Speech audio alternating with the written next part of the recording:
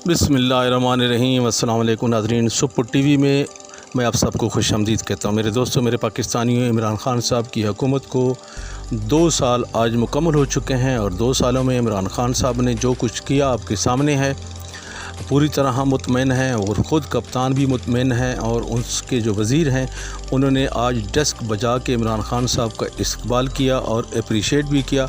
Even के दूसरी पार्टियों के जो लोग थे, जो उनके इत्तेहादी हैं, उन्होंने भी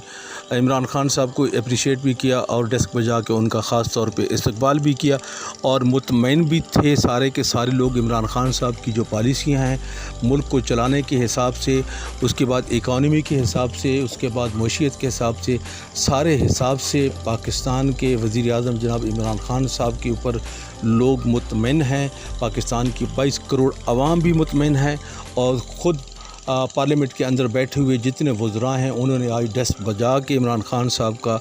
इस्तकबाल भी किया और ये बता दिया कि हम आपके साथ खड़े हैं। चाहे वो उसके कुलीग पार्टियों के लोग थे, चाहे उसके अपने वज़रा थे, सब ने इमरान खान साहब का साथ देने के लिए एग्रीमेंट किया और इमरान खान साहब को बहुत ज़्यादा अप्रिशिएट कर दिया। मेरे दोस्तों, मेरे पाकिस्तानियों, मेरे लिए और आपके लिए ये सबसे बड़ी खुशखबरी की बात है कि इमरान खान साहब की मौजूदा हुकूमत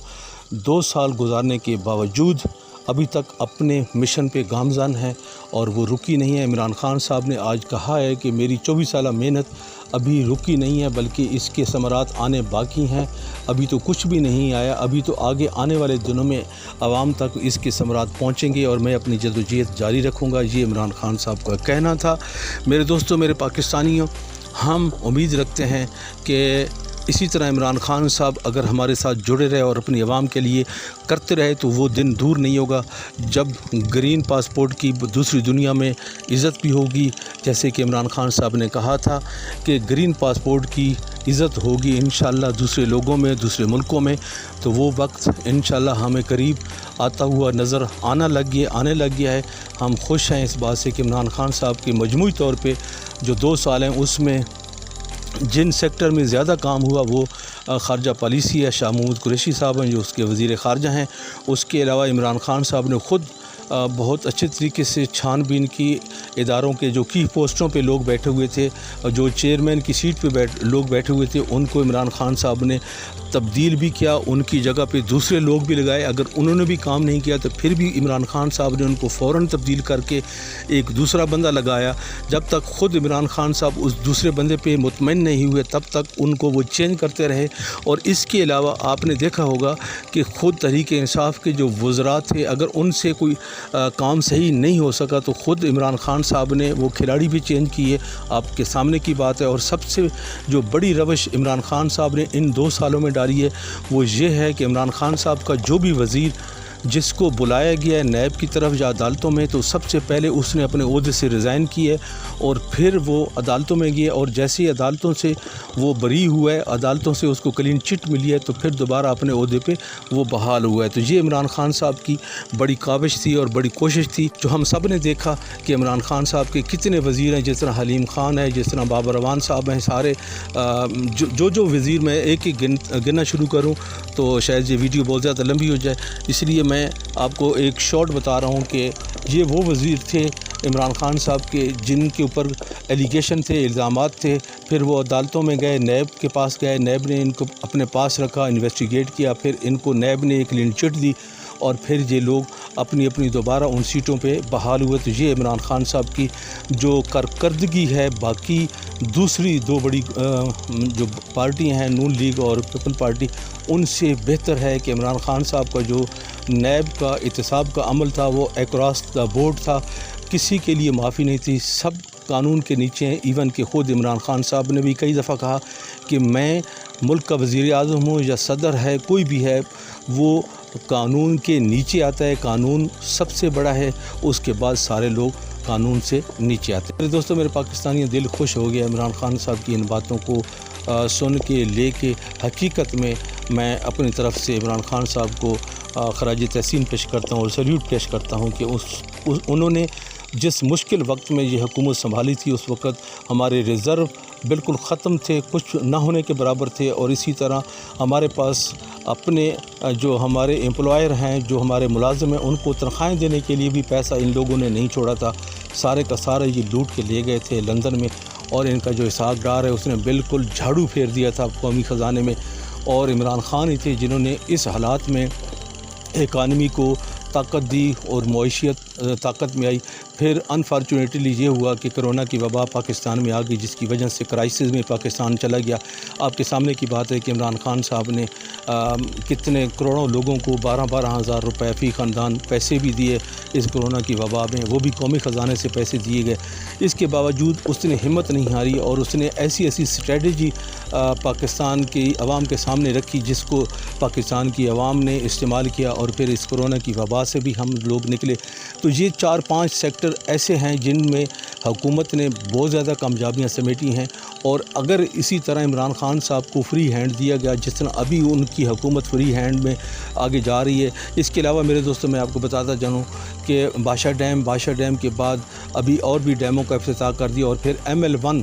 خاص طور پہ ایک ایسا منصوبہ ہے سی پیک کا، اس میں پاکستان کے اندر ہزاروں کے حساب سے نوکری آئیں گی، اور خاص طور پہ پاکستان بہت زیادہ ترقی کرے گا، اور خاص طور پہ اس میں ٹرین کا جو ہے پہیہ وہ زیادہ ترقی کرے گا خاص طور پہ۔ اور اس طرح کے کتنے کام ہیں جو میں عمران خان صاحب کو آپ کو گنوا سکتا ہوں، لیکن افسوس کہ میری ویڈیو بہت زیادہ لمبی ہو سکتی ہے، اسی لیے لہٰذا میں نے آپ کو ایک مثال کے طور پہ یہ چیزیں بتائی ہیں کہ عمران خان صاحب کے اس 2 سالہ دور میں یہ ترقیاتی کام ہوئے ہیں، اور اس کے علاوہ جو انہوں نے ایک گھر بنانے کی سکیم شروع کی ہے جس میں وہ کام جاری ہو چکا ہے، نیا پاکستان ہاؤسنگ سوسائٹی والا، اس میں آپ دیکھ سکتے ہیں کہ عمران خان صاحب نے جو کام کیا ہے وہ بھی انشاءاللہ منطقی انجام تک پہنچے گا۔ انشاءاللہ ترقی یافتہ ملکوں کی طرح ہمارے غریب لوگوں کو گھر ملیں گے اور تھوڑی کم قیمت پہ ملیں گے۔ اس میں عمران خان صاحب نے فی گھر پہ کم از کم 3 سے 5 لاکھ تک سبسڈی دینے کا اعلان کر رکھا ہے۔ انشاءاللہ وہ بھی ان 5 سالوں میں عمران خان صاحب کر کے جائیں گے۔ تو یہ ہیں ان کی کامیابیاں۔ اب کہاں پہ ان سے مسٹیک ہوئی؟ مسٹیک ان سے یہ ہوئی کہ انہوں نے جو ہماری اپوزیشن پارٹیاں تھیں، اپوزیشن پارٹیاں اپنا ایک بیانیہ دے گئی ہیں پاکستان کی عوام کو۔ اپوزیشن کی پارٹیاں ایک بیانیہ جاری کیا تھا کہ مہنگائی مہنگائی مہنگائی مہنگائی مہنگائی، اس طرح کا انہوں نے ایک ان کا بیانیہ تھا کہ بہت زیادہ مہنگائی ہوگی، عمران خان کے دور میں بہت زیادہ مہنگائی ہوگی ہے۔ یہاں پہ میں سچی بات کروں تو صحیح بات یہی ہے کہ جو عام آدمی ہے، جو غریب آدمی ہے، جس کو ان چیزوں سے کوئی لینا دینا نہیں ہے کہ جی گھر بن رہے ہیں یا نہیں بن رہے ہیں، جب بادشاہ ڈیم بن رہا ہے یا نہیں بن رہا ہے، یا ML1 بن رہا ہے یا نہیں بن رہا ہے، ان کو ان چیزوں سے کوئی لینا دینا نہیں۔ ان کو صرف اور صرف اپنی روزمرہ زندگی کے حساب سے جینا ہوتا ہے، اس کے مطابق پیسہ کمانا ہوتا ہے، اس کے مطابق آگے لین دین کرنا ہوتا ہے، اس کے مطابق ان کو زندگی گزارنی ہوتی ہے۔ وہ لوگ عمران خان صاحب پہ خوش نہیں ہیں، اس لیے کہ ان کو اتنی سوجھ بوجھ نہیں ہے، ان کو آنے والے مستقبل سے کوئی غرض نہیں ہے، ان کو آنے والے مستقبل کا پتہ ہی نہیں ہے۔ وہ کم گریجویٹڈ لوگ ہیں، یعنی ناخواندہ لوگ ہیں، ان کو اس چیز کا علم نہیں ہے۔ جو عمران خان صاحب کام کر رہے ہیں اس کے دور سے نتائج آنے والے مستقبل میں ہوں گے۔ جیسے بادشاہ ڈیم ہے، اس کے اوپر اب کتنا عرصہ لگنا ہے، 7 سے 8 سال لگنے ہیں۔ 7 سے 8 سال تک ایک چھابڑی والا جو غریب آدمی بیچارہ کیا کر سکتا ہے؟ اس لیے اس کی جو سوچ ہے وہ وہاں پہ کھڑی ہے۔ جیسے ان کا ایک بیانیہ تھا کہ عمران خان صاحب نے عوام کو بھوکا مار دیا ہے، اس کے ساتھ وہ کھڑے ہو گئے ہیں، اس بیانیے کے ساتھ کھڑے ہو گئے ہیں۔ تو میں آخر پہ عمران خان صاحب اور اس کی حکومت سے یہ ریکویسٹ کرنا چاہتا ہوں کہ اس غریب کا کچھ کرے۔ اگر آپ نے ان 3 سالوں میں اس غریب کا کچھ نہ کیا، اگر اس کے چولہے میں کوئی فرق نہ آیا، اس کے آٹے میں، اس کی غربت میں فرق نہ آیا، اس کے پیٹ میں اگر بھوک رہی، اگر وہ بھوکا رہا، تو پھر آپ کے پاس اس غریب کے پاس جانے کے لیے کوئی وجہ نہیں ہوگی، آپ اس کے پاس نہیں جا سکیں گے، اور وہ آرام سے آپ کو ٹھکرا دے گا، کیونکہ میں نے آپ کو بتایا ہے کہ وہ ان چیزوں سے اس کا کوئی فائدہ نہیں ہے، اس کا کوئی تعلق نہیں ہے، جو میں آپ کو بتا چکا ہوں۔ بے شک یہ اپنی طرف سے بہت زیادہ ترقی والے کام ہے، میں جانتا ہوں کہ یہ بہت ترقی والے کام ہے اور یہ ہونے بہت ضروری ہیں پاکستان کے لیے، لیکن یہ جو غریب ہے جس کے لیے مسلم لیگ نون اور پیپلز پارٹی کا ایک بیانیہ بن چکا ہے کہ عمران خان صاحب کے دور میں بڑی مہنگائی ہو گئی ہے، اب کچھ لوگ اس کے ساتھ کھڑے ہوتے ہوئے مجھے نظر آتے ہیں۔ میں جب مارکیٹ میں جاتا ہوں تو لوگ کوئی چیز بیچتے ہیں تو ان کا یہی موقف ہوتا ہے، ان کی یہی بات ہوتی ہے کہ جی تبدیلی آ گئی، عمران خان صاحب کی حکومت ہے اس لیے اتنی مہنگائی ہو گئی ہے۔ تو یہ نہیں ہونا چاہیے۔ میری ریکویسٹ ہے عمران خان صاحب سے کہ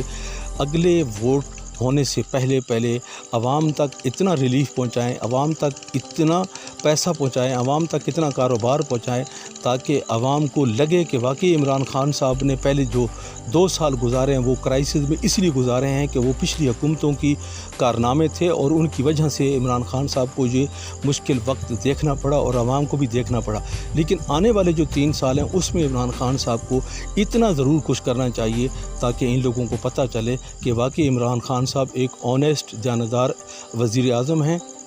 اور وہ غریب کا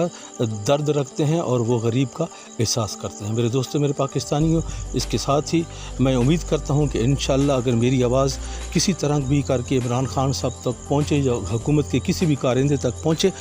تو ضرور وہ اس کے اوپر عمل کریں گے اور آنے والے 3 سالوں میں انشاءاللہ آپ دیکھیں گے واضح طور پہ غربت میں کمی آئے گی اور لوگ خوشحال ہوں گے۔ اس کے ساتھ ہی میرے دوستو میں